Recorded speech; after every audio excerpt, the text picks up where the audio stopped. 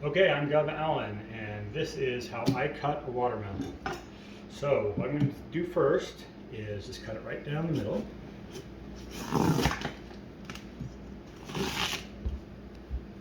Not the best looking watermelon you've ever had.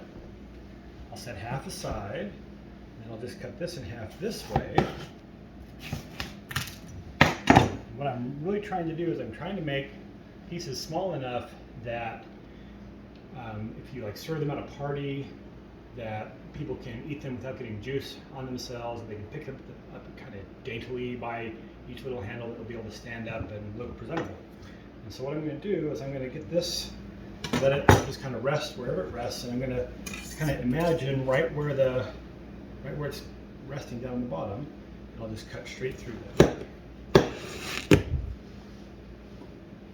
So now I've got this one kind of right where it's resting, right at the center of balance. I don't want to cut over here or over here, just right in the middle where it is. It's going to almost be right where the size is. In fact, if you kind of cut it right there at the peak and go straight down, it'll probably be okay. But what we're really doing is we're trying to find where it balances and cut it exactly in half. That way. And then same thing again. You can kind of keep cutting it as many times as you want. So I'll cut this one, and it's not that I'm cutting it right down the middle. I'm just trying to cut it so that it goes, that half the weight goes onto each side, which is mostly right down the middle.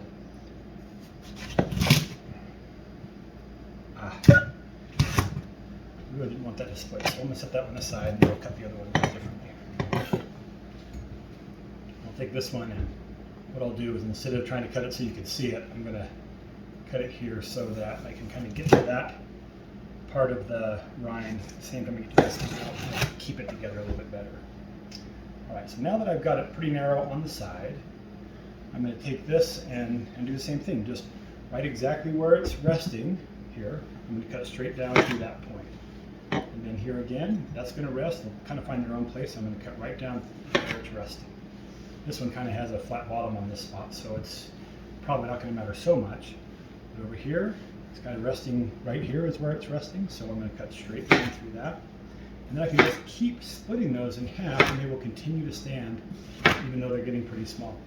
So that one's leaning a little bit over, but it still stands up just fine. So the nice thing about cutting your watermelon this way is that you can kind of line all the pieces up on the tray. They look presentable, and someone can pick it up. They've got just the rind. It's small enough that they're not going to bite into it and have juice going everywhere. And what I really like about it is that the best part of the watermelon is the part closest to the center. The further away you get, the less sweet it is. So this really lets me get just in kind of all the watermelon together in one bite.